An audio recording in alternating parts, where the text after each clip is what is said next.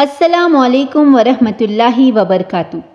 حضرت ابوبکر صدیق اکبر رضی اللہ تعالیٰ عنہ ایک روز چلتے پھرتے مدینہ میں یہودیوں کے محلے میں پہنچ گئے۔ وہاں ایک بڑی تعداد میں یہودی جمع تھے۔ اس روز یہودیوں کا بہت بڑا عالم فنحاس اس اجتماع میں آیا تھا۔ صدیق اکبر رضی اللہ تعالیٰ عنہ نے فنحاس سے کہا کہ اے فنحاس، اللہ سے ڈر اور اسلام قبول کر لے۔ اللہ کی قسم تو خوب جانتا ہے کہ محمد صلی اللہ علیہ وآلہ وسلم اللہ کے رسول ہیں اور وہ اللہ کی طرف سے حق لے کر آئے ہیں، اور تم یہ بات اپنی تورات اور انجیل میں لکھی ہوئی پاتے ہو۔ اس پر فنحاس کہنے لگا، وہ اللہ جو فقیر ہے بندوں سے قرض مانگتا ہے اور ہم تو غنی ہے۔ عرض فنحاس نے یہ جو مذاق کیا تو قرآن کی اس آیت پر اللہ کا مذاق اڑایا، من ذا الذی یقرض اللہ قرضا حسنا۔ صدیق اکبر رضی اللہ تعالیٰ عنہ نے جب دیکھا کہ اللہ کا دشمن میرے رب کا مذاق اڑا رہا ہے تو انہوں نے اس کے منہ پر تمانچہ دے مارا اور کہا، اس رب کی قسم جس کی مٹھی میں ابوبکر کی جان ہے، اگر ہمارے اور تمہارے درمیان معاہدہ نہ ہوتا تو اے اللہ کے دشمن میں تیری گردن اڑا دیتا۔ فنحاس دربار رسالت میں آ گیا، اپنا کیس حکمران مدینہ صلی اللہ علیہ وآلہ وسلم کی خدمت میں لے آیا۔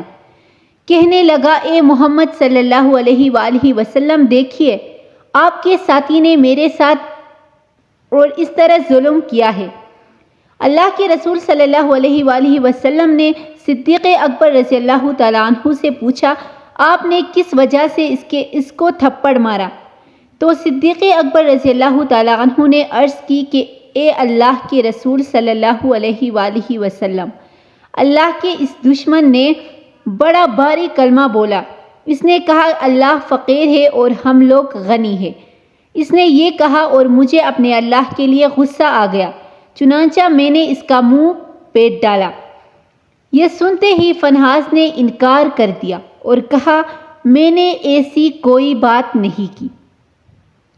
اب صدیق اکبر رضی اللہ تعالیٰ عنہ کی گواہی دینے والا کوئی موجود نہ تھا۔ یہودی مکر گیا تھا اور باقی سب یہودی بھی اس کی پشت پر تھے۔ یہ بڑا پریشانی کا سامان تھا، مگر اللہ نے اپنے نبی کے ساتھی کی عزت و صداقت کا عرش سے اعلان کرتے ہوئے یوں شہادت دی، لقد سمع اللہ قول الذین قالوا ان اللہ فقیر ونحن اغنیاء۔ اللہ نے ان لوگوں کی بات سن لی جنہوں نے کہا کہ اللہ فقیر ہے اور ہم غنی ہیں۔ صدیق اکبر رضی اللہ تعالیٰ عنہ نے اپنے رب کی گستاخی پر رب کے دشمن کے تمانچہ مارا، اور جب صدیق کی صداقت پہ حرف آنے لگا تو رب نے صدیق کی صداقت کا اعلان عرش سے کر دیا۔